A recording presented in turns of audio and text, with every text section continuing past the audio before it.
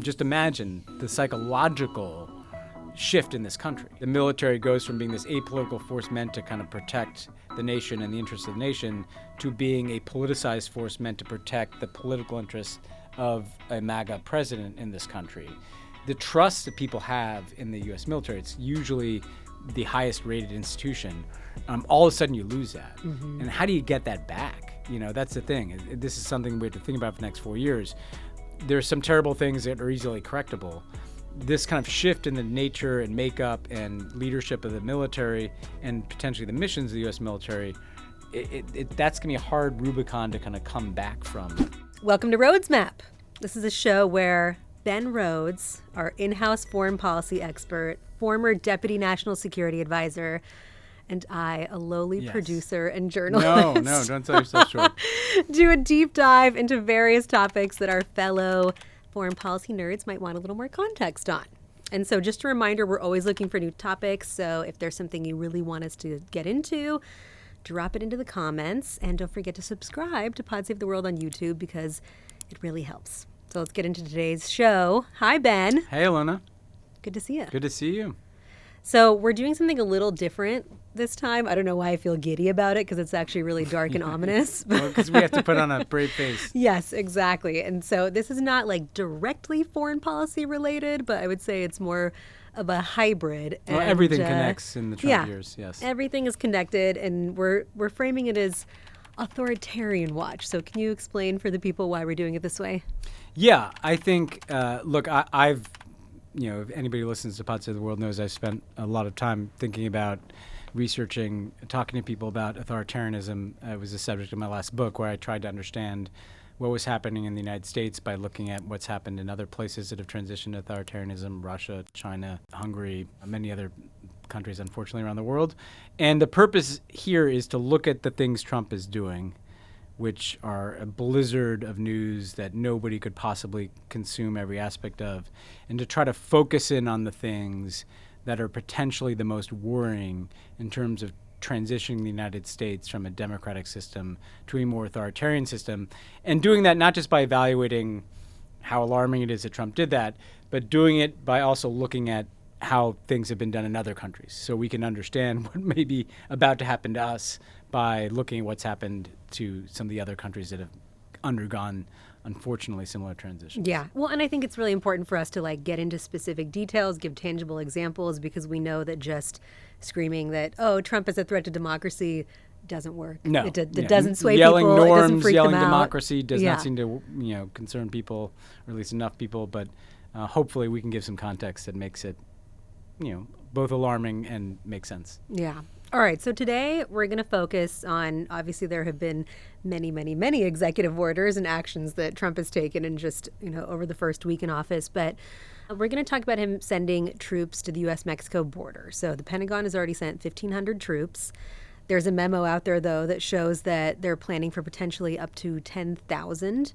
And just for some context here, right? This was part of the actions that Trump took on his first days in office. He declared a national emergency at the southern border. He signed an executive order that directed a whole slew of actions to stem what he calls a large-scale invasion. And he directed the Secretary of Defense to do what they must do to ensure complete operational control and to seal the border. Those are very vague things, but in practical terms, that means things like providing real-time situational awareness of persons, vehicles, vessels, and aircraft, assisting in the construction of temporary and permanent physical barriers. So if they, extend the wall, they're going to do that. And a lot of support tasks, motor transport, minor construction, heavy equipment detection, medical and aviation support for Border Patrol. Before I go further into kind of the legalese of what Trump is and isn't allowed to do, did you know that we already have troops at the border? I think that a lot of Americans probably aren't aware of that. Yeah, we've had, some Guard troops down there at different times over the last several years. Since 1989, actually, yeah. And primarily they're there to help combat drug smuggling and, if it's a narco trafficking capacity. So there's 2,500 of them currently there. So 1,500 isn't a crazy number, but if he sends up to 10,000, that would be certainly unprecedented. And I want to get into a little bit of the legality before you really start breaking, making some, I'd say, scary comparisons for us with what's happening internationally. And I want to preface this by saying that I'm not a legal expert by any means, but I can put some links into the description of places where I was getting information, including Lawfare, which had a really good detailed breakdown of this. And so here's a basic understanding of what the president can and can't do. There's a law called Posse Comitatus from 1878 that essentially prevents active duty troops from conducting law enforcement activities. So that's why, like, when Trump is sending troops to the border right now, it doesn't mean that they're rounding people up or even detaining people. They're doing this kind of support role for CBP. But that does not mean that it's completely illegal for troops to operate domestically. There are things like the Insurrection Act, which does authorize the president to use armed forces whenever there is an insurrection in any state against its government, an insurrection, domestic violence, unlawful combination or conspiracy that hinders the execution of federal or state law. And the concern that a lot of people have here is that Trump, who spoke about using the military against the enemy from within while he was on the campaign trail last year, whose advisor Stephen Miller said last fall that Trump had a plan to use the Insurrection Act to use troops as immigrant agents. And of course, Trump, who entertained using the military against Black Lives Matter protesters in 2020, that, basically it could be a very slippery slope here. And again, I really want to direct people to this Lawfare piece if they want really, really detailed kind of layout of all the legality here. But what do you feel right now, right? Like, what are the concerns that come to mind? What's your reaction been to him sending troops to the border? Yeah, I think that this is one that we have to pay careful attention to in the authoritarian watch bucket for several reasons. Because there's a combination of things here happening at once. The first is that the United States has tried to set up the military to be a profoundly apolitical institution. There's, yes, civilian control of the military, but the military is not supposed to be enlisted for any political ends. When I was in the government, the military would get very uncomfortable. I mean, I'll give an example. When we were ending the Iraq War, removing our final troops, we had some meetings where, things like, how are we going to message this landmark for the Obama presidency? The military did not want to be a part of that. That's you guys decide how you want to communicate things. We're not going to participate in these things. It was, very, very rare to even bring military officers into the White House briefing room because they didn't want to be seen in political settings, and these were norms largely. But Trump, with Pete Hegseth coming in, he clearly wants the military to be more of an extension of his political agenda and his political persona and his political identity. And he wants to kind of re-engineer the military by getting rid of diversity programs and, frankly, probably promoting people like Pete Hegseth, not just Secretary of Defense, but in the General Officer Corps. So that's concerning. Then in terms of the border, you identified both the legal and I think the kind of political third rail that we have to be concerned about. So usually law enforcement and immigration are in the Department of Justice and the Department of Homeland Security. The military, when they deploy in the United States, it's for there's a natural disaster where you need extra military support. There's a distinct event that needs, more some military presence. Maybe the Army Corps of Engineers have to help construct something. But already we've seen Trump take what were civilian, and this was the Columbia dust-up, what were civilian flights of undocumented migrants. He's militarized those flights. So now they're military planes that are suddenly doing something that just a few weeks ago was being done by civilian parts of the U.S. government. So he's already beginning to stretch the mission set of the military into areas of immigration enforcement. And I think what we have to watch with Trump is how far does that go? Like, does the military that is down at the border start apprehending migrants in the same way that Customs and Border Patrol does? Does the military participate in deportation raids inside of the United States? This would be totally new territory for the United States. And what it does is the United States military is it's deployed outward. It's deployed in nearly 200 military bases and outposts around the world. We are not accustomed to having military, in our communities Definitely in this not, country. yeah. And so if Trump begins to use the immigration enforcement mission, which could be anywhere in this country, and through a military prism, all of a sudden you're normalizing the military not just being in Trump's image, in MAGA's image, not just being used for his political purposes. Remember he wanted to have like military parades. I think we'll probably see some of that, but used in the United States for purposes of law enforcement. That is new. And frankly, the slippery slope that takes you to is, yes, like after the George Floyd protests, Trump wanting to use military force to crack down on protests against him. And this is suddenly where very quickly you get into a place that we see in countries around the world. The U.S. military, we're accustomed to it being overseas. Maybe you see guys in uniform as they're flying around, on airplanes, but they're not on a mission. All of a sudden, we could, be like a lot of other countries in the world where the military is kind of part of the force of the state that is present in the country.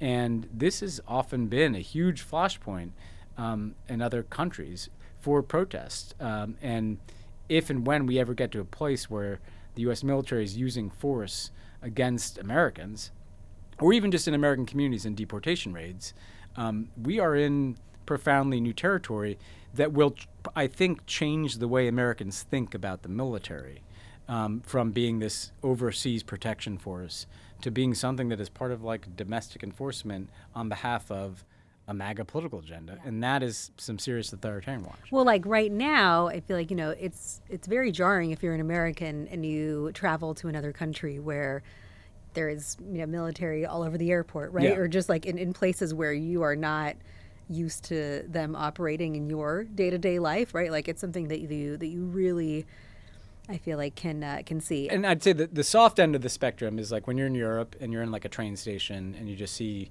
somebody in fatigues carrying a machine gun, which is like more normalized in European countries. The far end of the spectrum is like Egypt, where the military is embedded in the society and cracking down on any dissent and any protest. In between that, there are all kinds of models of how much the military can be involved. And frankly, what is an insurrection? Is a protest an insurrection, or does it have to be violence? And we see in countries as different as Russia, India, Latin America's had a lot of history with this. When the military begins to be used against protests, sure, maybe it could start in a more logical scenario. There is some violence. But then all of a sudden, it's like, well, there's a peaceful protest, and the military started to disperse it. And so that can be a slippery slope. Well, and that's where, like I was saying at the beginning, too, like we're not trying to be alarmist here. No. Right? But we're just here to inform. We're here to inform. And even just looking back at the first Trump administration, when like June of 2020, right, there were nationwide protests that were happening after the death of George Floyd, or the killing of George Floyd, and Trump wanted his military then to step in and be involved in dispersing the protests. And his defense secretary at the time, Mark Esper, had actually come out and spoken out against this. The option to use active duty forces in a law enforcement role should only be used as a matter of last resort and only in the most urgent and dire of situations. We are not in one of those situations now. I do not support invoking the Insurrection Act. And, he was fired a few months later. Yeah. Not shocking. And I think, like we've spoken about so much on Pod Save the World, and as you mentioned just now, the people that Trump is putting into place in this administration are more in the loyalist camp than necessarily like independent figures. And then one other thing is I've read, a couple analyses of this from people within the military who have just been also saying that like this is, just want to flag, this is not what they're trained for, right? Because if you are doing anything on American soil, you have to take the Constitution into account and people's constitutional rights into account. It's not like the military deploying overseas, and doing whatever it is they feel like they need to do to neutralize the enemy. And so there are potential like dangers that come into play, things that could be fatal if people are overreacting and not acting in ways that are making sure that the rights of civilians come first. That's right. I mean, the U.S. military is trained to do like counterinsurgency in Iraq and Afghanistan. And People just need to kind of entertain a scenario in which the military, the worst is if there's a big protest and the military is used for kind of crowd control and to suppress that protest in the way that Trump wanted. So we're not being alarmist here. This is something that Mark Milley, the chairman of the Joint Chiefs, and Mark Esper, the Secretary of Defense at the time, were alarmed about because Trump was raising it. What if, in that context, things get a lot out of hand and the U.S. military, uniformed personnel of the U.S. military, kill peaceful protesters? Just imagine the psychological shift in this country, and both the kind of sense that the military goes from being this apolitical force meant to kind of protect the nation and the interests of the nation to being a politicized force meant to protect the political interests of a MAGA president in this country. The trust that people have in the U.S. military, it's usually the highest rated institution. All of a sudden you lose that. Mm-hmm. And how do you get that back? That's the thing. This is something we have to think about for the next 4 years.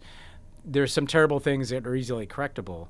This kind of shift in the nature and makeup and leadership of the military and potentially the missions of the U.S. military, that's going to be a hard Rubicon to kind of come back from on the back end. And look, you could even apply this to a deportation rate. Any use of force by the U.S. military in this country is going to be a new experience for Americans. You mentioned a couple other countries too, but is there an international equivalent that you would look to now? One place that's constantly analogous to Trump is Hungary, which I've looked at a lot, where Orban similarly wanted to seal the border, wanted to build a wall, wanted to stop the inflow of anybody coming from outside, refugees, and deployed the military and utilized the military in that regard. And part of what that is essentially erasing the boundaries between the leader and the institutions of the state. That essentially this is not a shared institution among the 50 states and the 300 plus million citizens of the United States. This is a force that acts on behalf of the leader, and that's the kind of.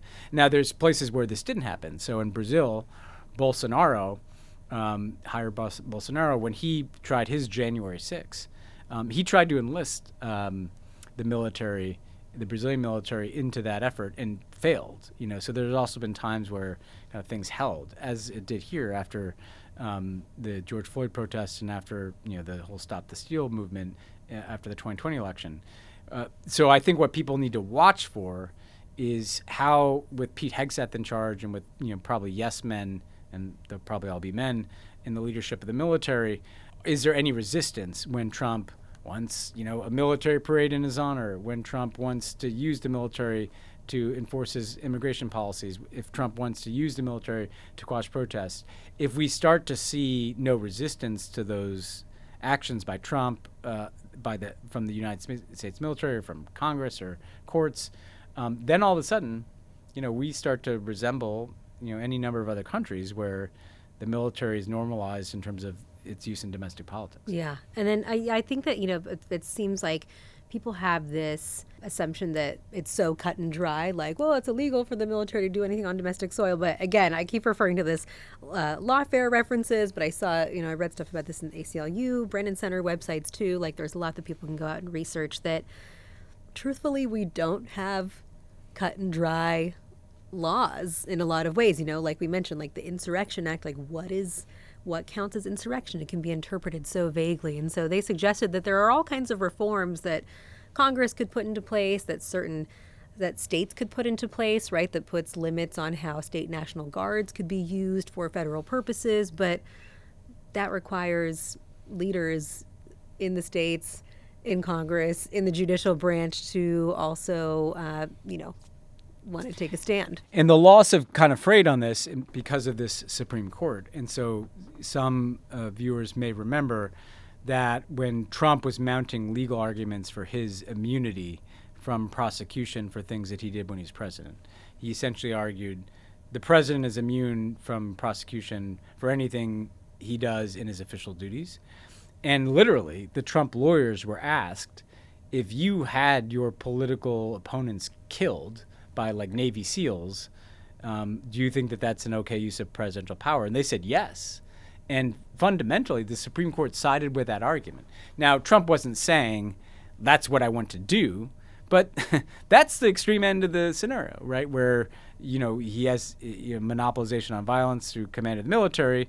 He has immunity from any criminality. So even if there are laws against the U.S. military being used in certain ways, confusingly, the Supreme Court has also found that the president himself is immune from being able to violate any laws as long as he's president. And so this is the kind of tensions that we're going to be faced under where, yes, the military itself may be breaking laws about its use, but the commander-in-chief can't be breaking any laws. And, I think this is the kind of gray space that Trump is going to try to push into in the next 4 years. Well, let's hope you're wrong. Let's hope in all of our worst case scenarios that we have played out here do not happen. I should say, 10,000 troops at the border, military flights, flying migrants, that I don't like that. If it stops there, it's not good, but it's not the things we talked about. That's possible that it stops there. But people just need to be able to see, okay, this thing that Trump's doing, these executive orders, these initial steps, we're only a week in. Where might they lead a month, a year, 2 years from now? And the areas we've talked about are the places where you really don't want it to lead. Yeah, like you said, military is not only doing deportation flights too, but also as part of this is conversation about potentially military bases being used as additional migrant detention facilities too, which is not the norm. There's a lot that's floating out there as potentialities that, again, I hope none of them happen. Before we wrap it up, I always like to ask you one question. Yes. I have to say that the commenters on the last episode, people were deeply offended and so not into the fact that I tried to make you do a, fuck, marry, or kill game. Yes. Good. Thank you. Which, you know what I have to say to her? Get over yourselves. We're trying to have a little fun and lighten the mood a tiny bit here in our serious foreign policy thing.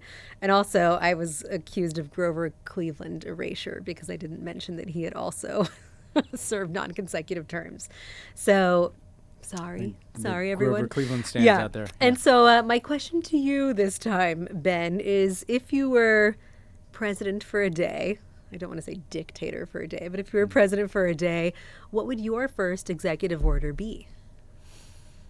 Oh, that's an interesting question. What would my first executive order be?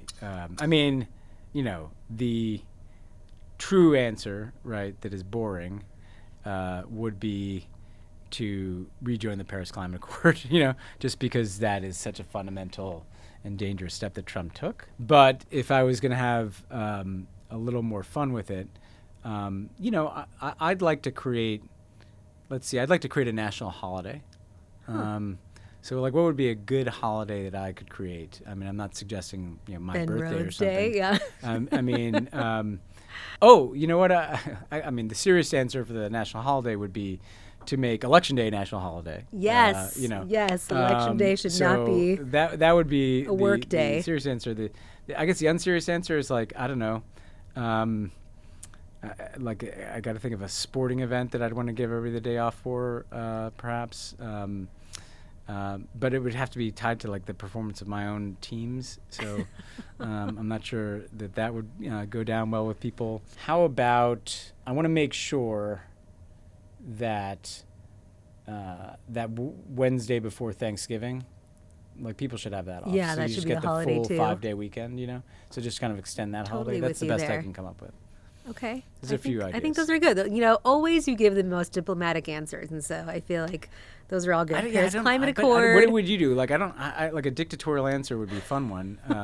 What would be your I don't know. Don't ask me these questions. No, I think what you said about making sure that there's a whole campaign about this, right? Why Tuesday? Why we vote on Tuesdays? That it should not be a work day for people. And actually, I'm going to go with that. I mean, that would be a good one. Why? That's crazy. A good one. I'm sure people would fight in courts, but they're going to fight Trump and climate action. Absolutely. All right. Well, thank you, Ben. Pleasure as always. Good to see you as always. And send us your other ideas for topics you want us to cover, and don't forget to subscribe. See you on the Rhodes Map.